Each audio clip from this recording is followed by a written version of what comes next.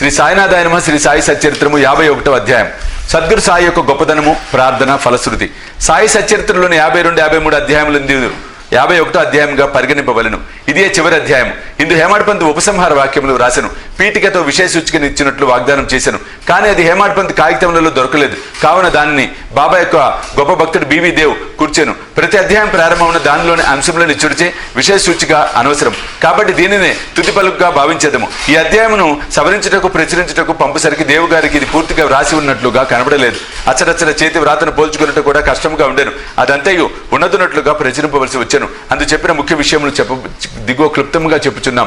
సద్గురు సాయి యొక్క గొప్పతనం. శ్రీ సాయి సమర్థునకు సాష్టాంగ నమస్కారం చేసి వారి ఆశ్రయమును పొందెదము. వారు జీవ జంతువుల ఎందును, జీవం లేని వస్తువుల ఎందును వ్యాపించి ఉన్నారు. వారు స్తంభం మొదలు పరబ్రహ్మ స్వరూపం వరకు కొండలు, ఇండ్లు, మేడలు, ఆకాశము మొదలుగా కలవాని అన్నిటి ఎందు వ్యాపించి ఉన్నారు. జీవరాశి అంతటను కూడా వ్యాపించి ఉన్నారు. భక్తులందరూ వారికి సమానమే. వారికి మాన అవమానములు లేవు. వారికి ఇష్టమైనవి, అయిష్టమైనవి లేవు. వారినే జ్ఞప్తి ఉంచుకొని వారి శరణు పొందినచో వారు మన కోరికలన్నింటినీ నెరవేర్చి మనము జీవితమున పరమావధిని పొందినట్లుగా చేసేద్దరు. ఈ సంసారం అనే మహాసముద్రమును దాటుట మహా కష్టము. విషయ సుఖములనటి కెరటములు దురాలోచనలను ఒడ్డును తాకుచు ధైర్యమైన చెట్లను విరగొట్టుచుండును. అహంకారమనే గాలి తీవ్రంగా వీచి మహాసముద్రమును కల్లోలపరచును. కోపము, అసూయాలనుడి మొసళ్ళు నిర్భయంగా సంచరించును. అచట నేను నాది అని సుడిగుండములను, ఇతర సంశయములను గిరున తిరుగును. పరనింద, అసూయ, ఓరవలేని తనమను చేపలచట ఆడుచుండును.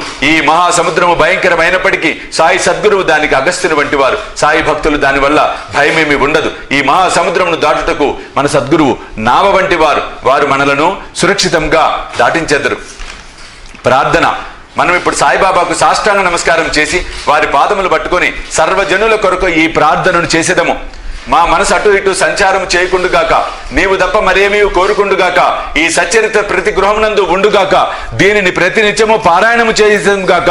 ఎవరైతే దీనిని నిత్యము పారాయణం చేసేదరో వారి ఆపదలు తొలగిపోవునుగాక. ఫలశ్రుతి.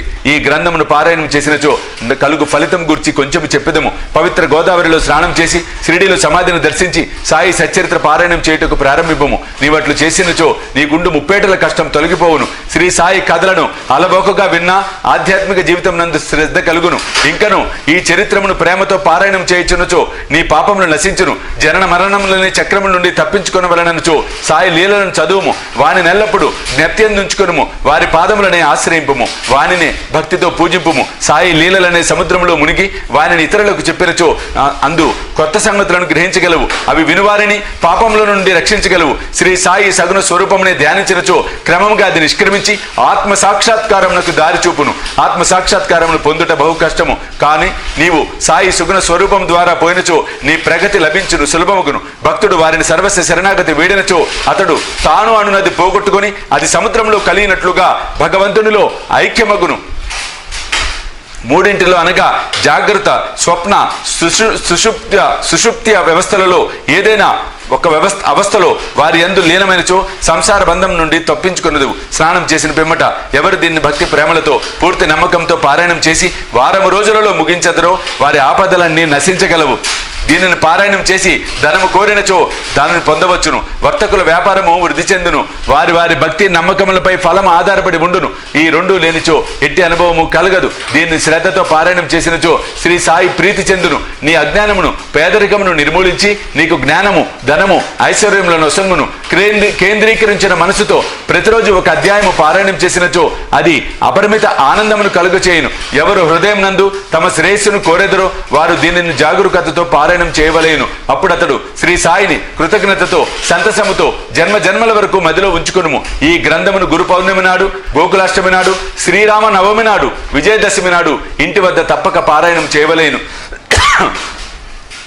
ఈ గ్రంథమును జాగరూకతతో పారాయణం చేసిన ఎడల వారి కోరికలు నెరవేరును. నీ హృదయం నందు సాయి చరణములనే నమ్మిన ఎడల భవసాగరమును సులభముగా దాటగలుగుదువు. దీనిని పారాయణం చేసిన ఎడల రోగులు ఆరోగ్యవంతులగుదురు, పేదవారు ధనవంతులగుదురు, అదములు ఐశ్వర్య పొందురు, అదముల ఐశ్వర్యమును పొందుదురు. వారి మనసునందు గల ఆలోచనలు పోయి తుదకు దానికి స్థిరత్వము కలుగును.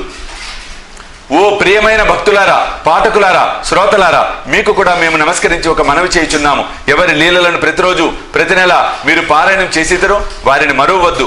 ఈ లీలలు ఎంత తీవ్రముగా చదివెదరో, వినెదరో, అంత తీవ్రముగా మీకు ధైర్యము ప్రోత్సాహము సాయిబాబా కలుగజేసి మీచే సేవ చేయించి మీకు ఉపయుక్తముగా ఉండినట్లు చేయును. ఈ కార్యమందు రచయితయు చదువరులను సహకరించవలను, వండరులు సహాయం చేసుకొని సుఖపడవలను. ఈ గ్రంథమును సర్వశక్తిమయుడైన భగవంతుని ప్రార్థనతో ముగించెదము. కారుణ్యమును చూపుమని వారిని వేడదము. ఈ గ్రంథమును చదువు భక్తులు హృదయపూర్వకముగు సంపూర్ణ భక్తి శ్రీ సాయి పాదములందు పొందెదరుగాక. సాయి సగుణ స్వరూపము వారి నేత్రములందు నిలిచిపోవునుగాక.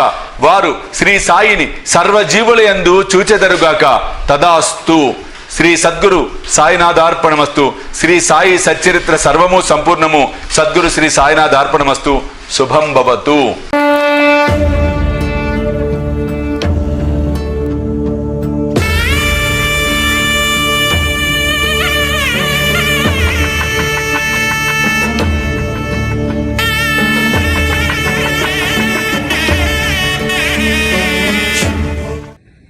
సాయి దివ్య రక్షా కవచ యంత్రానికి